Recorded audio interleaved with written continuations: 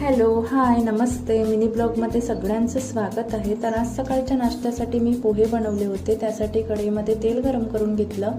सगळ्यात आधी जिरे मोहरी टाकून घेतली। जिरे मोहरी टाकल्यानंतर कांदा टाकून घेतला। कांदा छान परतून घेतला।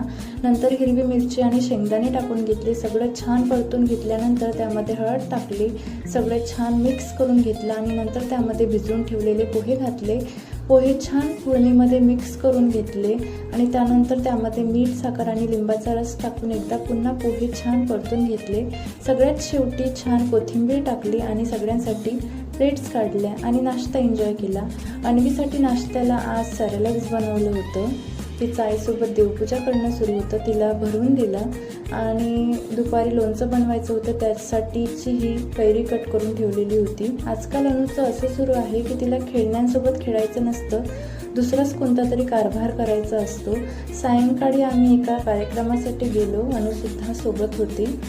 मस्त जेवण वगैरे केलं आणि अनुला आमच्या ताटातलं काहीतरी खायचं होतं, म्हणून तिला ताटातलं एक गाजराचं स्लाइस दिला टाइमपाससाठी। भेटूयात नेक्स्ट ब्लॉगमध्ये। बाय।